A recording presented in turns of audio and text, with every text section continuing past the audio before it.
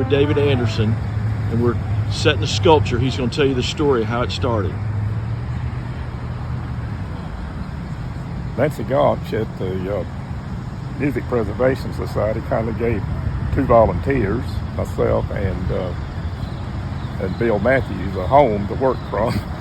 And so we were working on an idea to kind of highlight the music heritage and history of this area.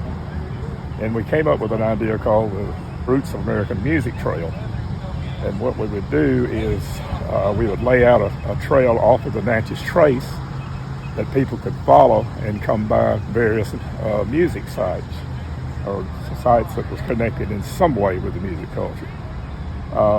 There wasn't a whole lot to show other than maybe a house where somebody had lived, and it wasn't a museum or anything, just a house. And so we started saying, well, what are we going to show these people when they get here on the music trail?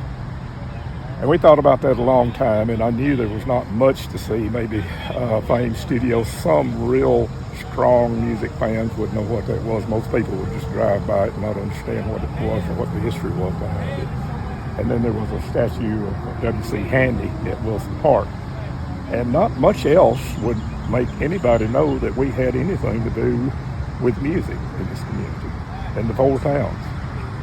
And so Bill, being a hiker, made several hikes while we were working on that project.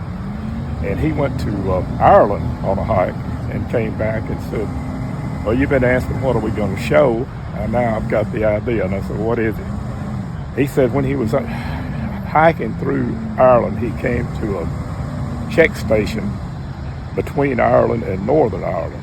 And after the dispute between Ireland, the 2 Irelands was settled, they put a roundabout where that station was, and then they put up a group of 5 statues, and there was a couple dancing, and then 3 musicians, I believe, maybe a drum, a fiddle, and perhaps a flute. I can't remember exactly.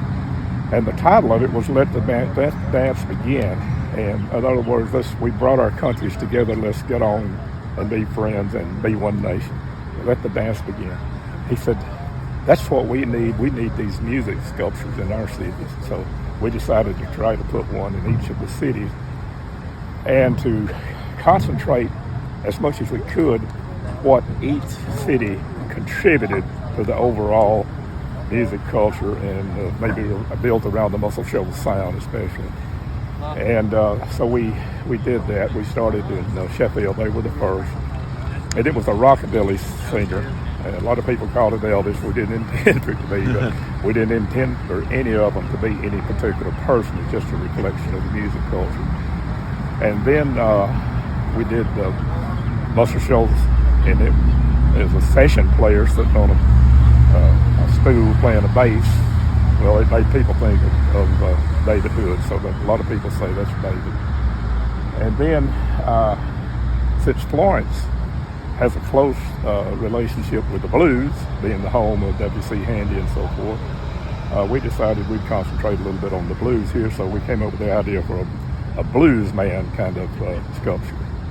And that's what we're here today to see this erected. And then Tuscumbia, if they decide to have one, it will probably be an Indian, since they have a real close connection with the Indians, and they, after all, were the first musicians in the area. And we met with the Forks Creek tribe and got some ideas of what they would like to see reflected, and that one is yet to come. So that's kind of the short version, I guess, of how we came to the idea of putting these sculptures up. What a great story, David. Well, it was Bill's idea and dream, and I wish he was here today to see this one go up. Thank you for sharing that with me.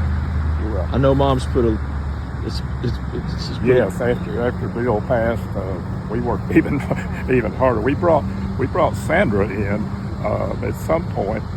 I guess after we had transferred, we were getting a little bit away from what the Music Preservation Society is supposed to do. So we moved homes, being two vagabond volunteers, we had to have some place we could work out of. And Mayor Settle Cooney was at the Tennessee Valley Arts Center, was kind enough to kind of take us in. And that's when she suggested that we bring Sandra in. And she's actually an artist, which gave us a little bit of credibility. I love it. Bill and I, our backgrounds was economic development, community development. So we knew how to do projects in communities, but we were artists and had her talent, artistic ideas to help us out. She's really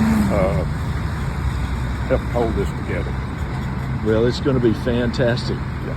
All right, we better get out of the way. They're bringing the truck in. Good deal. Thank you, David.